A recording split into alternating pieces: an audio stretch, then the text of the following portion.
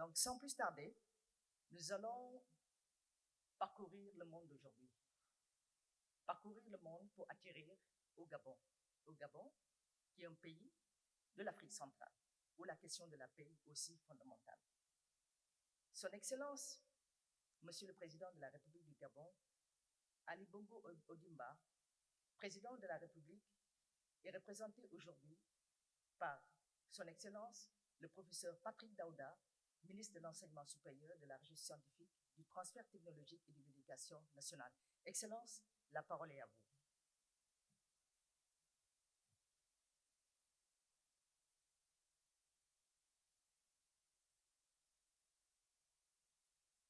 Avant toute chose, d'adresser mes chaleureuses félicitations à l'ICESCO et à son directeur général, M. Salem Ben Mohamed, pour le haut patronage royal dont bénéficie cet événement, ainsi que pour le soutien des États membres. Cette sollicitude relevée à l'unisson tient davantage au lien juste établi entre cette plateforme unique et l'avènement de l'initiative 2021, Année de la femme pour l'ICESCO, placée sous le haut patronage de Sa Majesté le roi Mohamed VI, que Dieu l'assiste. Monsieur le directeur général, distingués invités, mesdames et messieurs, j'ai l'honneur, la responsabilité de vous délivrer le discours du président de la République, son Excellence Ali Bongo Ondimba, président de la République, chef de l'État, que je vous demande à suivre. Mesdames et messieurs, l'honneur m'a été accordé par l'Organisation du monde islamique pour l'éducation, les sciences et la culture, ICESCO, de prendre part ce jour au lancement du programme de formation des jeunes et des femmes en leadership pour la paix et la sécurité. Permettez-moi de remercier le haut patronage du Royaume du Maroc, pays siège de l'ICESCO, ainsi que l'ensemble des États membres. Dans un monde de plus en plus impacté par l'incertitude sécuritaire, les nations tentent inlassablement de circonscrire les nouvelles menaces à la paix et à la sécurité. Ainsi, le combat que mène l'ICESCO en prenant des mesures visant singulièrement l'amélioration des conditions d'ensemble de la femme est le nôtre. Il requiert notre mobilisation sans relâche. En effet, notre pays réaffirme son adhésion à la déclaration faite par le Yémen au nom du groupe des 77 et soutient fermement celle des pays francophones sur les violences faites aux femmes. De même, le Gabon a tenu à saluer l'adoption à Banjul, en Gambie, en 2009, par les ministres africains en charge de la promotion de la femme, d'une feuille de route pour la mise en œuvre de la décennie de la femme africaine de 2010 à 2020. Aussi, depuis l'adoption par la communauté internationale de la déclaration et du programme d'action de Beijing, le Gabon a-t-il mis en place des stratégies et des politiques nationales visant à promouvoir l'égalité entre les sexes et l'autonomisation des femmes. C'est ainsi que le programme Autonomisation de la femme gabonaise, issu des recommandations de la conférence de Beijing, a été mis en place par le département en charge de la promotion de la femme. Son application effective par le gouvernement au cours des 15 dernières années a fortement contribué à l'amélioration du statut de la femme au Gabon. En effet, depuis lors, un plan décennal pour l'autonomisation de la femme gabonaise a été validé à la suite de la proclamation de la décennie qui lui est dédiée de 2015 à 2025. Ce qui illustre la volonté du Gabon de mettre en évidence son engagement pour la traduction en actes de la promotion des droits de la femme. Et c'est l'occasion de rappeler que notre Constitution consacre l'égalité devant la loi de tous les citoyens, sans distinction d'origine, de sexe, de race ou de religion. L'élaboration et la mise en œuvre de politiques et de stratégies dans les domaines critiques du programme d'action de Beijing caractérise également cet engagement qui s'apprécie notamment par la stratégie nationale d'égalité et d'équité du genre et par la stratégie d'investissement humain du Gabon. L'accès accru et égalitaire des femmes aux services sociaux de base et la protection sociale est incontestablement un cheval de bataille de l'État gabonais. Il permet le développement du leadership féminin et du mouvement associatif, le renforcement des capacités de représentation et de défense des droits des femmes par les leaders féminins, la participation citoyenne au suivi et évaluation des activités de la décennie de la femme, la mise en place et le renforcement du dispositif opérationnel d'exécution du plan décennal. Fait, même si le chemin reste long, des avancées déterminantes ont été enregistrées. Cela dit, la quête d'autonomisation de la femme reste une question prioritaire de notre pays. Elle figure parmi les 6 axes fondamentaux de la stratégie nationale d'égalité et d'équité de genre authentifiée en 2010. Tout bien analysé, le Gabon a fait le choix d'une société de responsabilité partagée dans laquelle le rôle moteur de la femme en tant qu'agent de développement est primordial. La promotion des femmes aux positions de pouvoir est un impératif de développement humain et stratégique.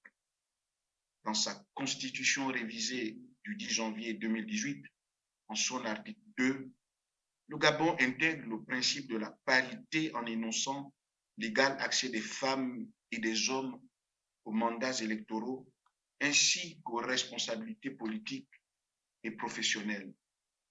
Ceci permet d'augmenter la représentativité des femmes dans les différents domaines socio-politico-économiques. À l'évidence, le Gabon tient à promouvoir un modèle de société où la complémentarité de l'homme et de la femme est ancrée de façon irréversible. Distingués invités, mesdames et messieurs, rien de tout ceci ne peut se mettre en place et se faire dans un environnement troublé.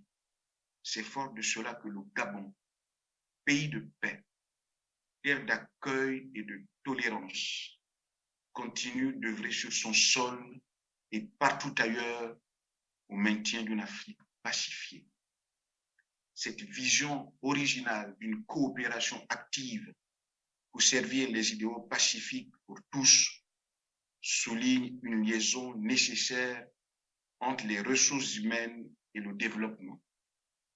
Depuis 2020, le Gabon favorise aussi la mise en œuvre d'un projet portant sur les jeunes tisserand de la paix dans les régions transfrontalières du Gabon, Cameroun et Tchad.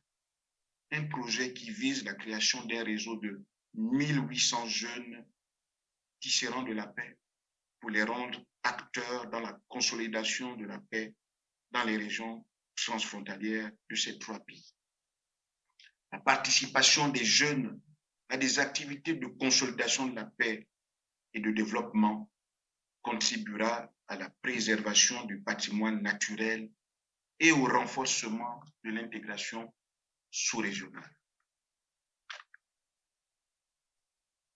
Cette initiative est à situer dans le cadre de la résolution 2250 du Conseil de sécurité sur les jeunes, la paix et la sécurité, prise en décembre 2015, et faisant ainsi un pas important vers la reconnaissance du rôle des jeunes en tant qu'acteurs de la paix.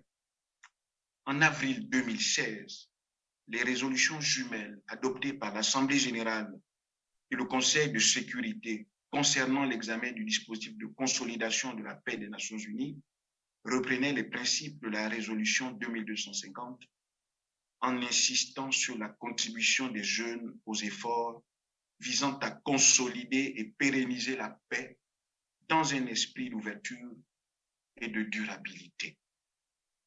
Depuis mon entrée en fonction, j'ai fait de la prévention, notamment celle des conflits violents, une priorité.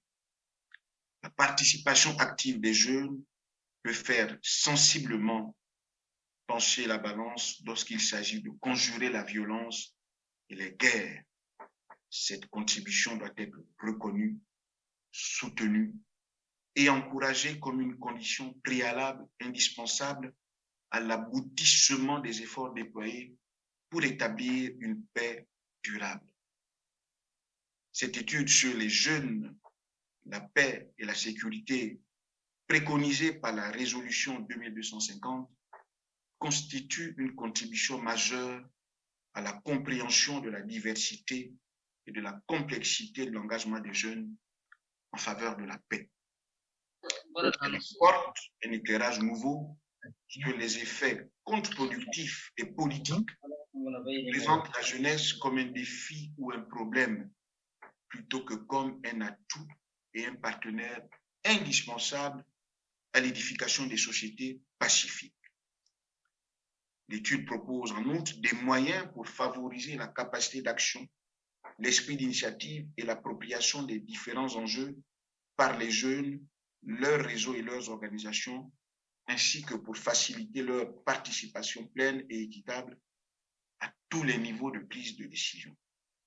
Elle trace enfin les grandes lignes de la mise en œuvre de la résolution 2250 et de la résolution 2419 de 2018, récemment adoptée sur la jeunesse, la paix et la sécurité. Je salue l'apport de cette étude et de ces recommandations qui ouvrent la voie à une nouvelle approche inclusive de la participation des jeunes aux efforts de paix et de sécurité. Il s'agit d'une contribution précieuse à notre engagement collectif en faveur de la consolidation et de la pérennisation de la paix, mais aussi de la réalisation des objectifs du programme de développement durable à l'horizon 2030. Aujourd'hui, nous tenons à prendre une part active au lancement de ce programme de formation en leadership pour la paix et la sécurité. Cette nouvelle dynamique de coopération est englobée dorénavant dans un mouvement de développement centré sur les enjeux de l'éducation et de la formation du capital humain. Telle est la voie à explorer efficacement pour sauver l'homme, confronté aux tensions multiples et parvenir à un développement inclusif et durable en Afrique, en lien avec l'agenda 2063 de l'Union africaine, qui place l'individu au cœur des politiques de développement économique et social et met l'accent sur la corrélation existant entre la paix, la sécurité, le développement et la bonne gouvernance. En somme, avec les exigences de la mondialisation des échanges et la globalisation des économies, seule l'éducation, l'instruction et la formation professionnalisante ouverte au TICE devraient permettre aux femmes et aux jeunes d'être des actrices et des acteurs à part entière de l'éclosion pérenne de notre communauté de destin. Que Dieu nous comble et bénisse nos travaux. Je vous remercie.